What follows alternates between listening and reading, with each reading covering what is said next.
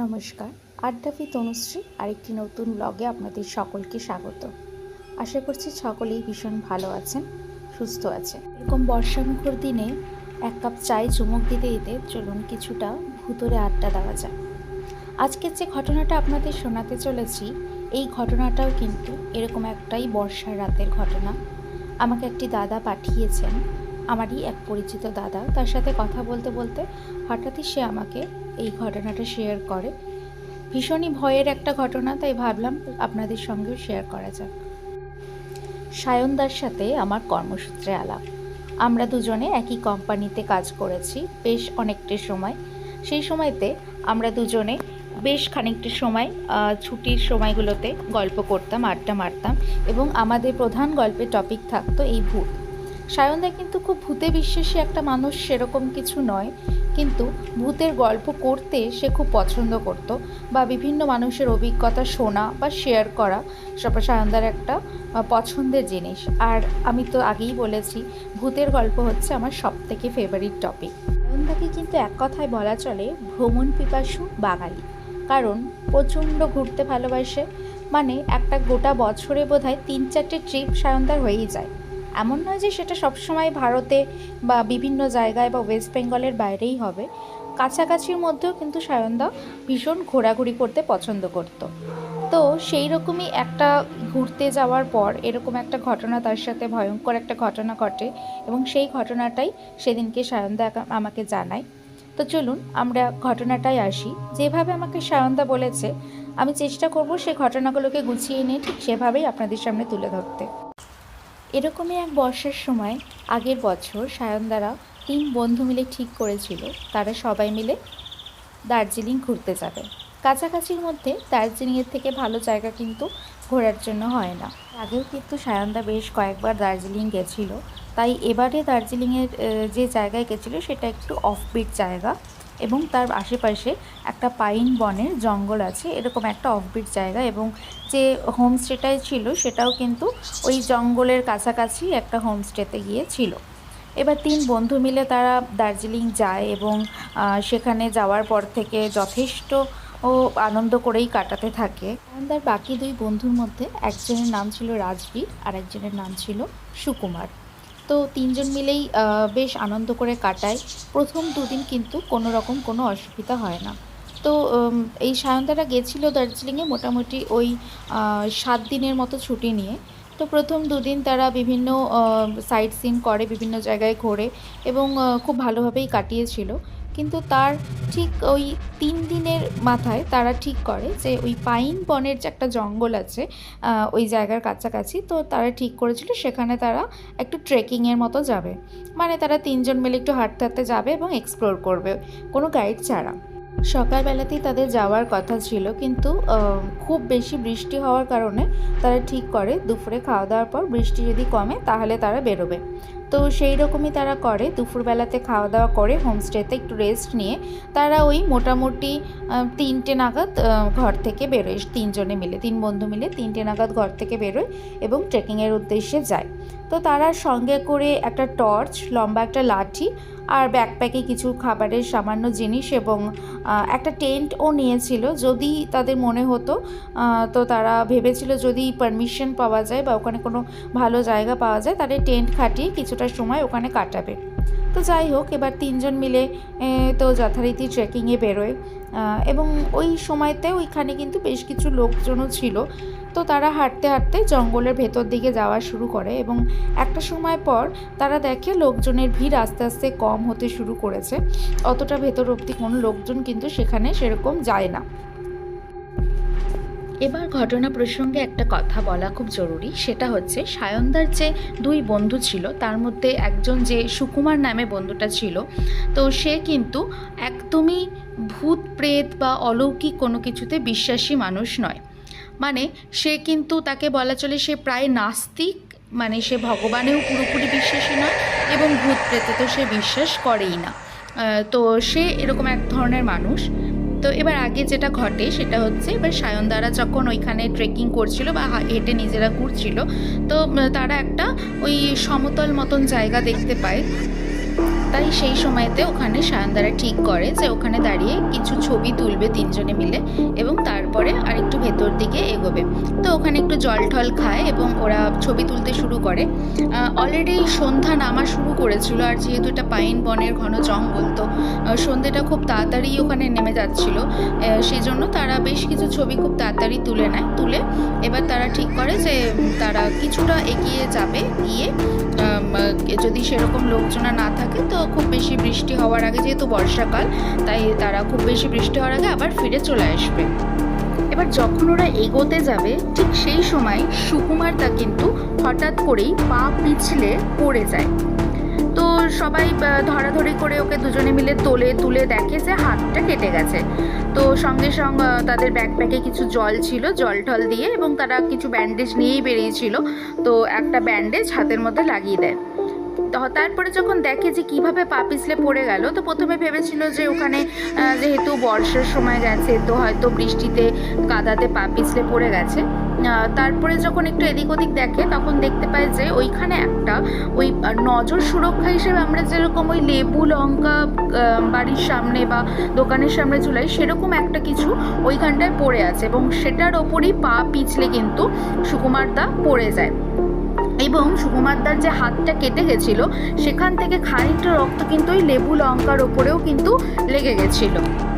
এই সময়তে সুকুমারদা একটা খুব অদ্ভুত কথা বলে। সে বলে যে তার মনে হলো ওই জায়গাটা দিয়ে পেরোনোর সময় হঠাৎ করেই কেউ যেন তাকে হ্যাচকা টান মারলো তার পাটা ধরে এবং সে উল্টে পড়ে গেছে। সুকুমারদা কিন্তু বলে যে তোরা আমাদের সঙ্গে মজা করে এরকম আমাকে মনে হয় পা ধরে বা পায়ে ল্যাং মেরে ফেলে দিয়েছিস, তোরাই কিন্তু আমার সাথে এরকম মজা করলি, দেখ আমার হাতটা কেটে গেল। কিন্তু সায়নদা এবং তার যে আরেকজন বন্ধু ছিল রাজবীর, তারা দুজন মিলে কিন্তু বলে যে দেখ আমরা কেউই মজা করিনি, তুই তো দেখলি আমরা তোর আগেই হেঁটে হেঁটে যাচ্ছিলাম, তুই তো বরং পেছনে ছিলি, তাহলে আমাদের যদি তোকে পা পিছলে ফেলানোর হয় বা তোকে ল্যাং মারার হয় তাহলে তো আমাদের কাউকে তোর পেছনে থাকতে হবে, তুই তো বলছিস তোর মনে হলো তোর পা ধরে কেউ টেনেছে, যদি সেটাই হয় তাহলে আমরা কিভাবে টানবো, আর এখানে তো তুই দেখতেই পাচ্ছিস আর কোনো লোকজন নেই যে কেউ এসে তোর সাথে মজা করবে বা কিছু, হতে পারে তুই কিছুতে পা হড়কে পড়ে গেছিস, হয়তো সেই জিনিসটা দূরে কোথাও পড়ে গেছে বা কিছু হবে, এখন আর তুই বুঝতে পারছিস না। যাই হোক, তারপরে কিন্তু আর কেউ সেরকমই কথা বাড়ায় না। সুকুমারদাও এই কথাটা মেনে নেয় এবং তারা যথারীতি আরেকটু সামনের দিকে এগোতে শুরু করে। তো এগোতে এগোতে হঠাৎ করে কিন্তু সুকুমারদা আবার পেছন দিকে পড়ে যায় এবং ওই সময়তে কিন্তু সুকুমারদা মধ্যেখানে ছিল আর তার আগে সায়নদা ছিল এবং সুকুমারদার পেছনে রাজবীর ছিল। তো যখন পড়ে যায়, পড়ার পর আর তারা যখন আবার ওকে ধরাধরি করে তুলতে যায় এবং বলে কি রে তুই কি করছিস, তখন থেকে বারবার করে পড়ে যাচ্ছিস, তুই কি দেখে হাঁটছিস না, তো তখন কিন্তু ওরা দেখতে পায় যে সুকুমারদা শুধু পড়ে গেছে তাই নয়, দেখে মনে হচ্ছে যেন সে অজ্ঞান হয়ে গেছে এবং মুখটার দিকে তাকিয়ে মনে হচ্ছিল যেন মুখটা একদম রক্তশূন্য হয়ে গেছে। তো ওরা দুজনেই ভীষণ ভয় পেয়ে যায়, সায়নদা আর রাজবিদ্যা তাকে ধরাধরি করে তোলার চেষ্টা করে। যখনই এই সুকুমারদার গায়ে হাত দেয় বা তাকে ধরে তোলার চেষ্টা করে তখন কিন্তু সায়নদা আর এই রাজবিদ্যার মনে হয় যে ওর যেন শরীরটা ভীষণ ভারী লাগছে আর প্রচণ্ড শরীরটা উত্তপ্ত হয়ে রয়েছে, মানে যেন ভীষণ রকম জ্বর নিয়ে এসছে। তো ওরা দুজন তখন সেটাই ভাবে যে ওই মুহূর্তে তাদের ওটাই মনে হয় যে হয়তো ভীষণ রকম জ্বর নিয়েও বেরিয়েছিল, আমাদের কাউকে কিছু জানায়নি, হয়তো সেই জন্যই বারবার মাথা ঘুরে পড়ে যাচ্ছে বা এরকমই কিছু হচ্ছে তার সাথে। তো তারা ওকে ধরাধরি করে, কিন্তু তখনও কিন্তু ওর জ্ঞান আসে, ওরা মুখে জলের ছিটা দেয়, সুকুমারদাকে একটু জল খাওয়ানোর চেষ্টা করে, কিন্তু তার কিন্তু একদমই জ্ঞান আসে না। তো তারা দুজন ভীষণ কষ্ট করে ওই যেহেতু বনের মধ্যে একটু চড়াই উতরাই রাস্তা, তো সেখান থেকে কিন্তু দুজন মিলে অনেক কষ্ট করে তাকে ধরে নামিয়ে নিয়ে আসে উপর থেকে এবং তারা ওই হোমস্টেতে ফিরে আসে। হোমস্টেতে ফিরে আসার পরেই সঙ্গে ওনারা কিন্তু ওই হোমস্টের যে ম্যানেজার ছিল তাকে জানায় এবং ডাক্তার ডেকে নিয়ে আসে। ডাক্তার এসে সুকুমারদাকে দেখে যায় এবং সুকুমারদাকে দেখে সে জানায় যে ভীষণ জ্বর আছে এবং হয়তো জ্বরের কারণেই সে মাথা ঘুরে পড়ে গেছে। তো সে কিছু ওষুধপত্র লিখে দিয়ে যায়। আরেকটা কথা বলে যে হয়তো অনেক দিন ধরেই এই সুকুমারদা রক্তশূন্যতা রোগে ভুগছে, কারণ তাকে দেখেই বা তাকে একটু পর্যবেক্ষণ করেই কিন্তু ডাক্তারের এটা মনে হয়েছে যে সে রক্তশূন্যতায় ভুগছে, তার শরীরের মধ্যে কিন্তু রক্তের পরিমাণ অনেক কম। এবার এখানে একটা কথা বলি, এই রাজবীর, সুকুমার এবং সায়নদা এরা তিনজন কিন্তু একই জায়গায় থাকে এবং বলা চলে তারা বেশ ছোটোবেলাকার মানে ওই কলেজ লাইফ থেকে তারা তিনজনে বন্ধু। তো এর আগে কিন্তু কখনোই তারা এই সুকুমারদার কাছ থেকে সায়নদা শোনেনি যে তার এরকম কোনো অসুখ রয়েছে বা তার রক্তাল্পতার প্রবলেম রয়েছে, বরং এরকম অনেক ঘটনা ঘটেছে যেখানে এই ব্লাড ডোনেশন ক্যাম্পে কিন্তু এই সুকুমারদা অনেকবার রক্তও দিয়েছে। তো সেই রকম কিন্তু কখনোই তার কাছ থেকে এটা শোনা যায়নি যে তার এরকম কোনো রোগ রয়েছে বা তার রক্তশূন্যতা হতে পারে, সেটা কিন্তু ভীষণ অজানা। তো ডাক্তারবাবু বলার পর থেকে কিন্তু এরা ভীষণ অবাক হয়ে যায় কথাটা শুনে। তো যাই হোক, মোটামুটি ওই আধ ঘন্টা পর সুকুমারদার কিন্তু জ্ঞান ফিরে আসে এবং জ্ঞান ফিরে আসার পর থেকে বেশ কিছু অদ্ভুত আচরণ কিন্তু সুকুমারদা করতে শুরু করে। জ্ঞান ফেরার পর থেকেই সুকুমারদা কিন্তু এই সায়নদা বা রাজবীরদাকে চিনতে পারছিল না মনে হচ্ছিল, ভীষণ অবাক চোখে তাকাচ্ছিল এবং একটা কিছু ভাষায় মানে যে ভাষাটা অন্তত এই সায়নদা বা রাজবীরদা কেউই জানে না, এরকম একটা কিছু দুর্বোধ্য ভাষায় সে কথা বলতে শুরু করে এবং দেখে যেন মনে হচ্ছিল যে খুব রাগান্বিতভাবে ওই দুজনকে মানে সায়নদাকে এবং রাজবীরদাকে সুকুমারদা কিছু বলছে, কিন্তু সেটা কী ভাষায় বা কী বলছে সেটা কিন্তু এরা দুজনের কেউই বুঝতে পারছিল না। তো এরকম করতে করতে হঠাৎ করেই কিন্তু সুকুমারদা খাটের ওপর উঠে বসে এবং সায়নদা যেটা জানায় যে তার এই রক্তাশূন্য যে মুখটা ছিল সেটা যেন মানে চোখের সামনেই দেখছিলাম, যেন মনে হচ্ছিল আরও ফ্যাকাশে হয়ে যাচ্ছে এবং কেন জানি না তার এই যে চোখটা মানে আমাদের যে চোখটা আর মণিটা নর্মালি সবার সাদাই থাকে, তার সারা শরীরটা ভীষণ ফ্যাকাশে লাগলেও চোখের মণিটা কিন্তু কেমন যেন হঠাৎ করে আস্তে আস্তে লাল কালার হতে শুরু করে। ওরা দুজনেই অত্যন্ত ভয় পেয়ে যায় এবং সঙ্গে রিসেপশন থেকে ওই ম্যানেজারকে ডেকে পাঠায় এবং তাকে বলে যে আপনি যত তাড়াতাড়ি সম্ভব ডাক্তারকে খবর দিন, কারণ আমাদের মনে হচ্ছে শরীরটা খুব খারাপ হচ্ছে ধীরে ধীরে। এই সময় এরকম ঘটনা ঘটতে ঘটতে এই সময়তেই কিন্তু এই সুকুমারদা হঠাৎ করেই রাজবীরদার গলাটা চেপে ধরে এবং তাকে টানতে টানতে একদম দেয়ালের সাথে ঠেসিয়ে দেয় এবং এক হাতে করে দেয়ালে ঘষটাতে ওপর দিকে তুলতে শুরু করে। এরকম অবস্থায় কিন্তু একদমই সায়নদার মাথা ঠিক ছিল না এবং সে দিক বিদিক জ্ঞানশূন্য হয়ে পড়ে। সে বুঝতে পারছিল না কি করবে, কিভাবে কাকে বাঁচাবে। তো সে প্রচণ্ড জোরে চিৎকার শুরু করে এবং ওই হোমস্টেটায় লোকজন খুব কম থাকলেও আশেপাশে কিছু লোক ছিল এবং ওই হোমস্টের কিছু স্টাফ ছিল যারা সঙ্গে দৌড়ে চলে আসে এবং ওখানে ওই অবস্থা দেখে ভীষণ অবাক হয়ে যায় সবাই এবং কোনো মতে ধরাধরি করে এই সুকুমারদাকে কিন্তু টেনে হিচড়ে খাটের ওপর বসানো হয়।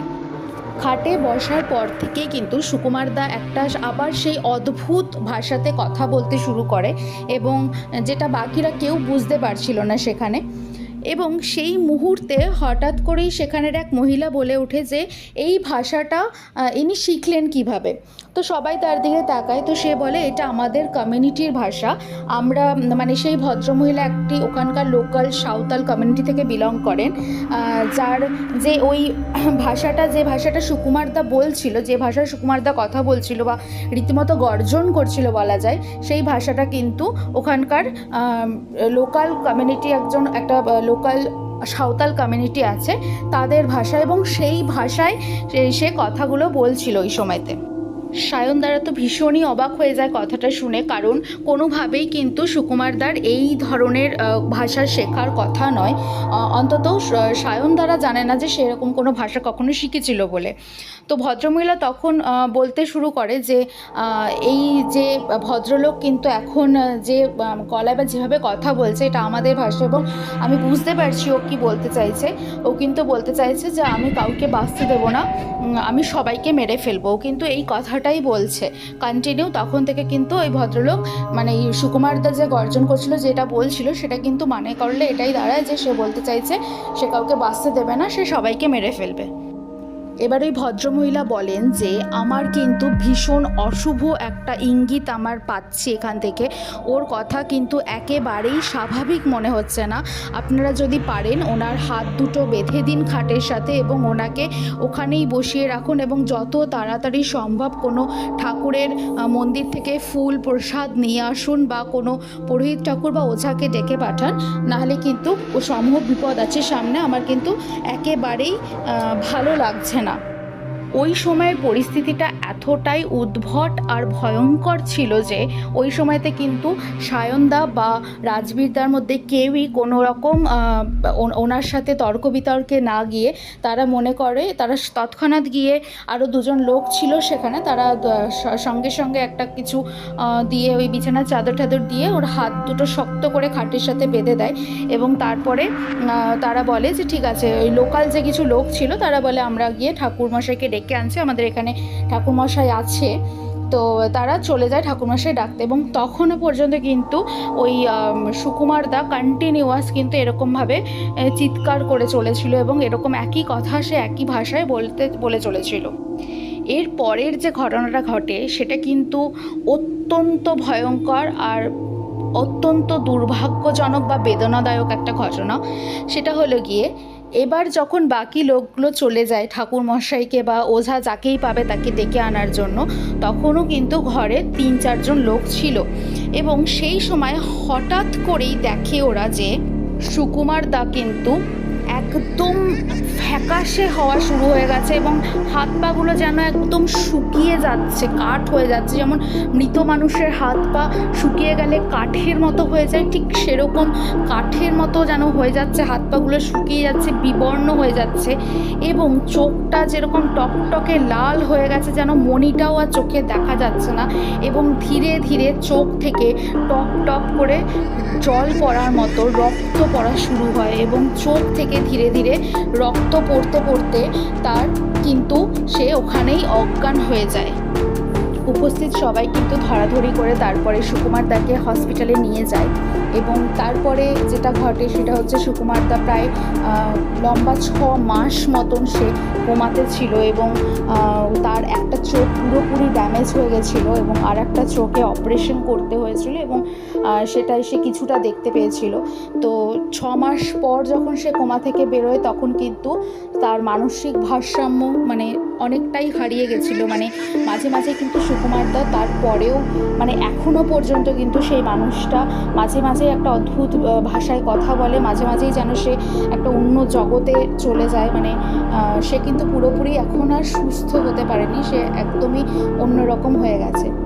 সায়নদা আমাকে জানায় যে এই ভয়ঙ্কর আর বেদনাদায়ক ঘটনা কিন্তু সে কোনো দিন ভুলতে পারবে না। তার সব থেকে কাছের বন্ধু, তার ভ্রমণ সঙ্গী, সে এরকমভাবে অসুস্থ হয়ে যাবে সারা জীবনের মতো তারা কিন্তু কোনো দিন ভাবতে পারেনি। এবং সায়নদা এটাও বলেছিল যে ও কোনো কিছু সুকুমারদা মানতো না, ঠিক কথাই, কিন্তু আমাদের কিন্তু মানে সায়নদাদের কিন্তু মনে হয়েছিল যে এটা কিন্তু অবশ্যই কোনো এক অপশক্তির জন্যই হয়েছে।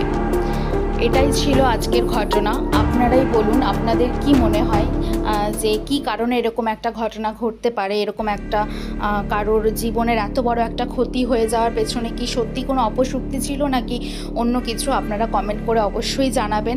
অত্যন্ত দুর্ভাগ্যজনক এবং মর্মান্তিক এবং অবশ্যই ভীষণ ভয়ঙ্কর একটি ঘটনা।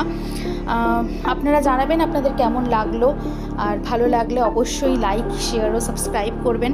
এরকম আরও ঘটনা শুনতে অবশ্যই আমার চ্যানেলটি কিন্তু সাবস্ক্রাইব করে বেল আইকনটি টিপে দেবেন, যাতে ভবিষ্যতে আমি কোনো ভিডিও দিলে আপনাদের কাছে নোটিফিকেশন আসে। Thank you.